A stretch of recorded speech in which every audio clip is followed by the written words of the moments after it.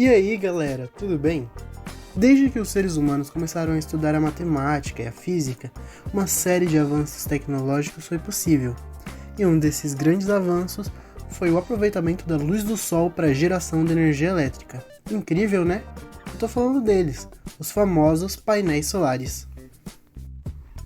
Veja bem, a energia solar funciona a partir de um fenômeno físico chamado de efeito fotovoltaico.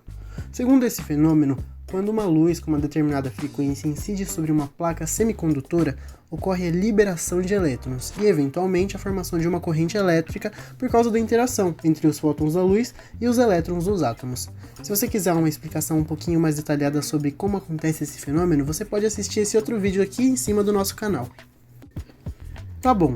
Mas aí pode surgir uma dúvida na sua cabeça, e é uma dúvida que também surgiu na cabeça dos físicos que descobriram esse fenômeno, que é, será que se a gente aumentar a temperatura, a geração de energia elétrica também vai ser maior? A resposta para isso, meus amigos, infelizmente é não. A verdade é que a liberação dos elétrons só depende da frequência da luz incidente sobre as placas, mas propriamente a faixa visível do espectro da luz. Isso é bem inesperado, né? Mas então, onde que entra a temperatura nisso tudo? O que acontece é que a maior temperatura acaba provocando maior resistividade para os fios condutores de eletricidade, já que, quanto maior a temperatura, maior vai ser o nível de movimentação entre os átomos que formam o fio. Nesse caso, o que acontece é que os átomos começam a vibrar mais. Como consequência, isso acaba atrapalhando o caminho percorrido pelos elétrons que formam a corrente elétrica. Vou fazer uma comparação para deixar isso mais claro. Imagina que você é um elétron e precisa atravessar um caminho numa multidão de pessoas.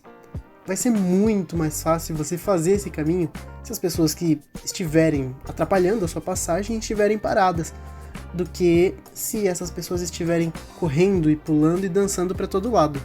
Nesse caso, o caminho que está com todas as pessoas paradas representa uma temperatura mais baixa, enquanto o caminho que tem pessoas se movimentando em todas as direções representa uma temperatura mais alta.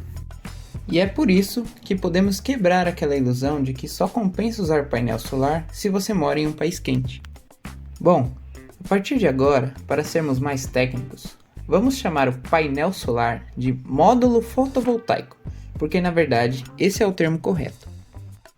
Muitos dizem que a geração de um módulo fotovoltaico em um dia quente e com mais luz é maior do que a geração em um dia frio. E sim, se o sol está brilhando mais que tudo, realmente há mais irradiação no local. Podemos observar pelo seguinte gráfico que com a maior irradiação temos valores mais altos para a corrente de saída.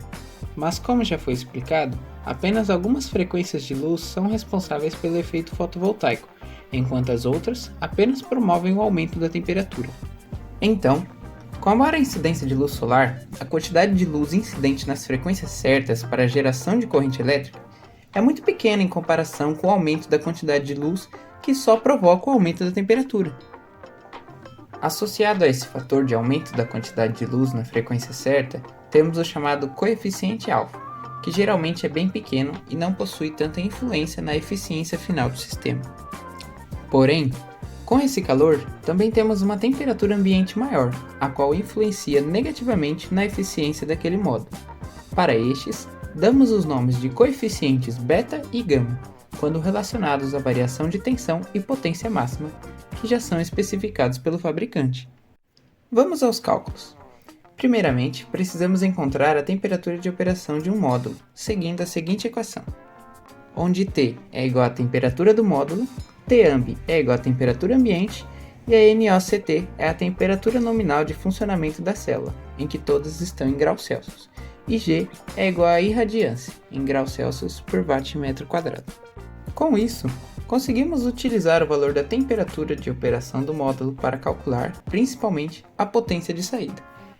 Assim, podemos concluir que com uma alta temperatura ambiente, teremos uma temperatura de operação para o módulo ainda mais alta, que influenciadas negativamente pelo coeficiente gama, diminuirão a potência do nosso sistema.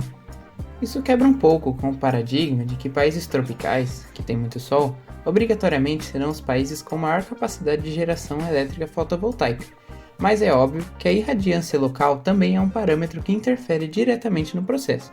Por isso, Todos esses fatores devem ser considerados de modo conjunto na elaboração de um projeto. É isso, pessoal. Ficamos por aqui no vídeo de hoje. Eu espero que todos vocês tenham gostado da nossa explicação e tenham aprendido um pouquinho mais sobre como os painéis solares funcionam. E se você gostou desse vídeo, já deixa um like e se inscreve no canal.